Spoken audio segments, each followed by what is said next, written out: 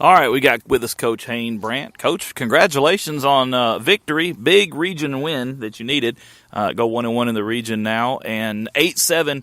That's not how it looked for much of the game. In fact, for the first half of the first inning, they had the lead. Then we come back, and we've got the lead for a little while, and we maintain that lead for most of the game. And then it starts to come apart just a little bit, and I hate to say that it flashed me back to FPCA, and I started thinking, are we going to watch the wheels come off this thing? And to credit to your guys, that's not what happened, and we were able to come back in extra innings and take home the victory.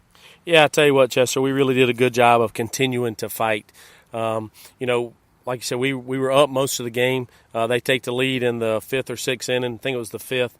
And then I just get my guys together, and basically we had that exact talking about the FPCA game, and I got Ty Lewis, who's one of my seniors. I said, listen, this is your team, your program. Get your guys ready. And that's what he did. So our heads went from being down a little bit to pick back up. But then it goes into two freshmen who were able to get bunts down in the last inning. I preach all the time, we got to be able to put pressure on people, and that's exactly what we did. Having a guy on first and second base with one out or with two outs rather than just a man on second base and one out, it makes a big difference. So a lot of credit goes to, Foster Jones and Rob Moore. Even Rob got his bunt down 0-2. He had two strikes on him, and he actually came to me and said, Coach, do you want me to bunt 0-2? I said, absolutely. So just have confidence in yourself and get it done. That's what he did. So, our guys fought the entire game, and we got to just take that momentum and keep going. One thing I noticed you talk about Rob Moore at the end there, he was 0-2, and he set up differently. He set up the bunt both times, and then when he was sitting 0-2, he pulled that bat back, and I thought you might have given him the swing away command because he was pulled back and set up as if he was going to, and then he squared right as the ball came across.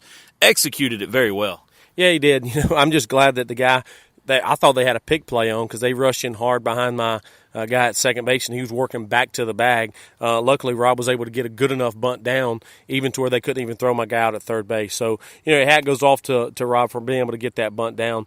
But then, of course, A.J. Stewart, who's on third right there, was able to read the ball in the dirt, was able to get home before they were able to tag him out. So, all in all, great team effort. And today on the mound, our guys did a great job.